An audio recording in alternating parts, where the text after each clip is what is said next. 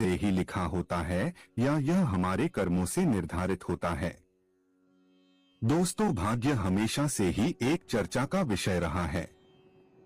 बहुत से लोग मानते हैं कि हमारा भाग्य हमारे जन्म से पहले ही निर्धारित हो जाता है, जबकि औरों का मानना है कि मनुष्य का कर्म ही उसका भाग्य निर्धारण करता है।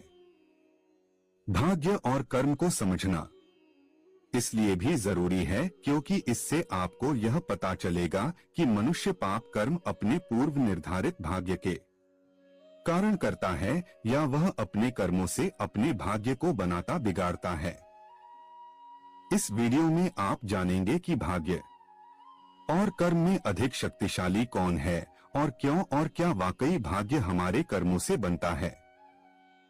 इस विषय में गरुड़ पुराण, हिंदू धर्म ग्रंथों और आचार्य चाणक्य ने चाणक्य नीति में क्या बताया है, इसके साथ ही साथ मुस्लिम, ईसाई और अन्य धर्म में इस विषय पर क्या लिखा है, वह भी आप इस वीडियो में आगे देखेंगे। नमस्कार दोस्तों, स्वागत है आपका हमारे इस चैनल संतोष जोशी ज्ञान में। आपसे अनुरोध है कि इस वीडियो को अंत तक जरूर देखें, साथ ही चैनल को सब्सक्राइब कर ले और कमेंट बॉक्स में जय श्री नारायण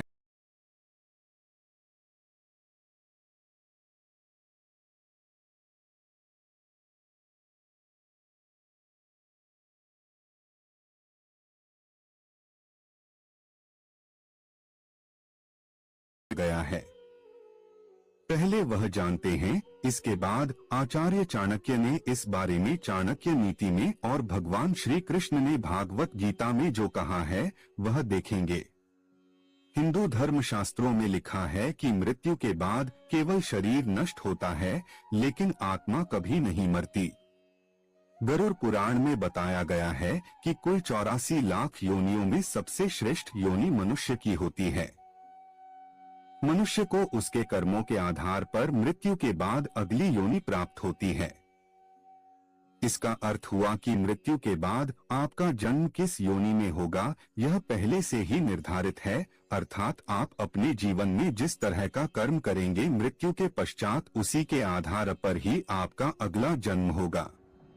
गरुड़ पुराण के अनुसार ऐसा व्यक्ति जो धर्म, वेद, पुराण जैसे धार्मिक ग्रंथों का अपमान करता है, ईश्वर में विश्वास नहीं रखना और उनको अपशब्द कहता है, ऐसे नास्तिक व्यक्ति का अगला जन्म कुत्ते की योनि में होता है। जो लोग मित्र के रूप में शत्रु बने रहते हैं, पीठ पीछे धोखा देते हैं, उनका अगला जन्म इस धरती पर गिद्ध के रूप में होता है।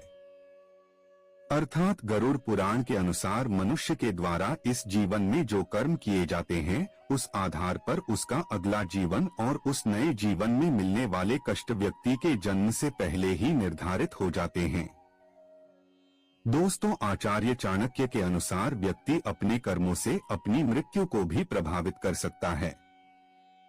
आचार्य चाणक्य ने चाणक्य नीति के श्लोक में बताया है कि किसी भी मनुष्य के भाग्य की 5 चीज मां के गर्भ में ही तय हो जाती है।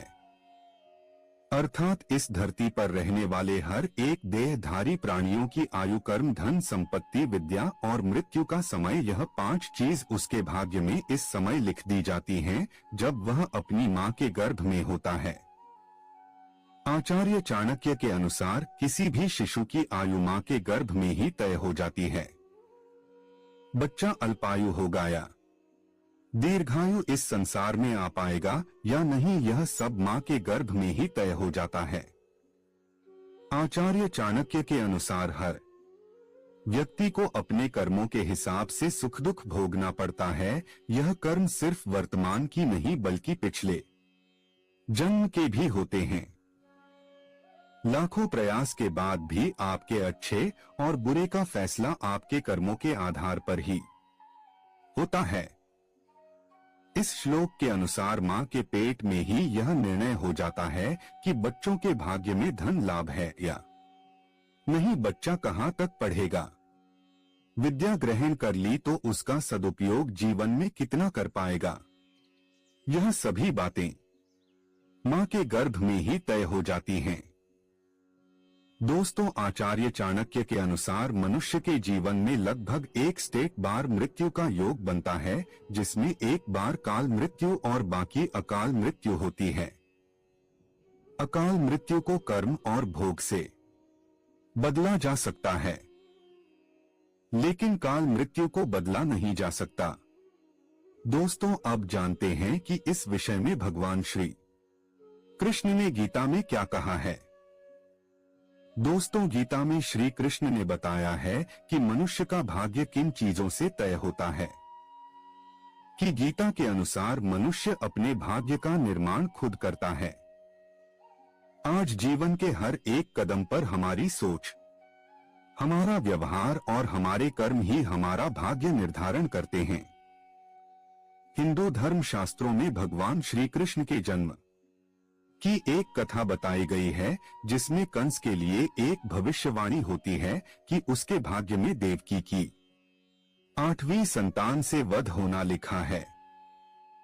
यह भविष्यवाणी सच ना हो, इसके लिए कंस ने वह सब कुछ किया जो वह कर सकता था।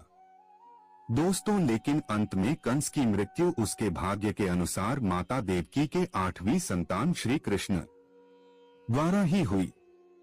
कंस को अपने भाग्य से बचने के लिए इतना सब कुछ करने की जरूरत नहीं थी।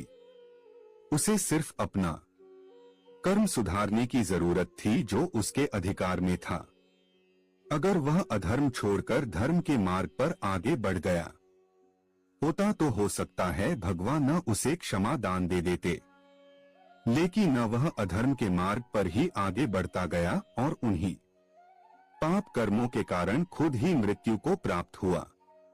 दोस्तों, सनातन धर्म शास्त्रों और पुराणों के अनुसार केवल कंस ही नहीं, इस संसार में जन्म लेने वाले हर प्राणी का भाग्य जन्म से पहले ही निश्चित होता है। कोई व्यक्ति कब जन्म लेगा, क्या करेगा और अपना पूरा जीवन कैसे व्यतीत करेगा, यह सब कुछ उसके जन्म से पहले ही निर्धारित होता है। इसके अनुरूप ही उसका अगला जन्म होता है, लेकिन इसका अर्थ यह नहीं है कि हम सब कुछ भाग्य पर ही छोड़ दे, क्योंकि भाग्य भी कर्म से बदला जा सकता है। हिंदू धर्म में भाग्य को प्रारब्ध कहते हैं। प्रारब्ध का मतलब है कि हमारा वर्तमान जीवन पिछले जन्मों में संचित किए गए सकारात्मक या नकारात्मक कर्मों का फल है।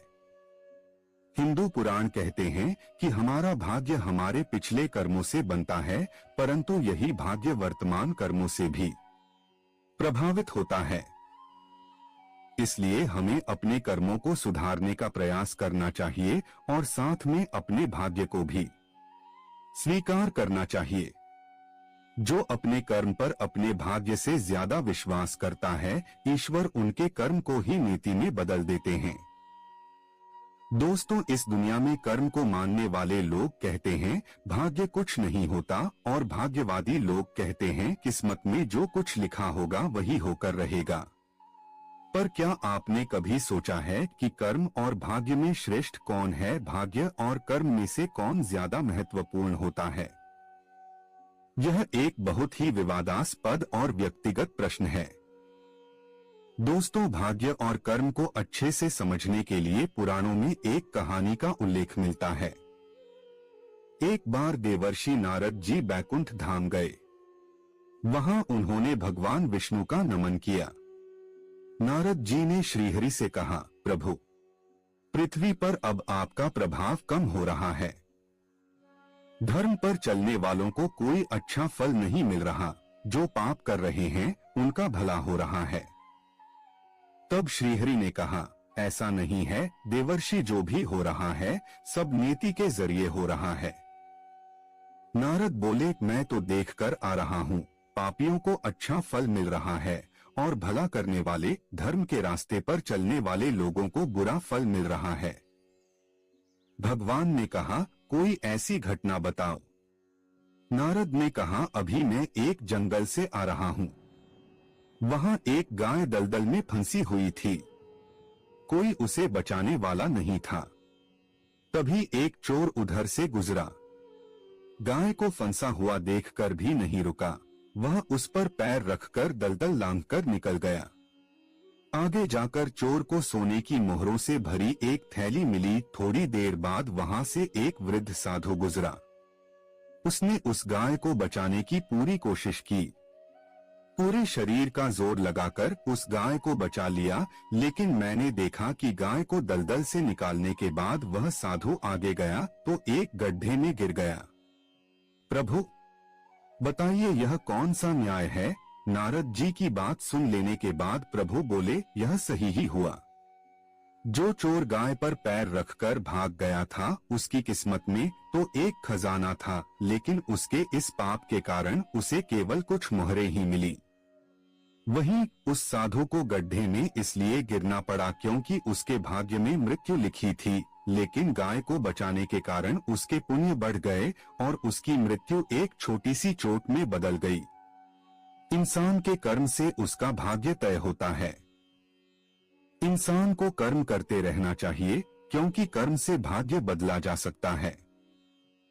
दोस्तों, यानी कि पुराणों के अनुसार भाग्य और कर्म में कर्म को श्रेष्ठ माना गया है, क्योंकि भाग्य पर हमारा कोई नियंत्रण नहीं होता, परंतु कर्म पर होता है। कर्म से हम सब कुछ हासिल कर सकते हैं। दूसरे शब्दों में कहें तो कर्म फल ही भाग्य है। कर्म से ही भाग्य का निर्माण होता है, इसीलिए कर्म को ही श्रेष्ठ माना गया है।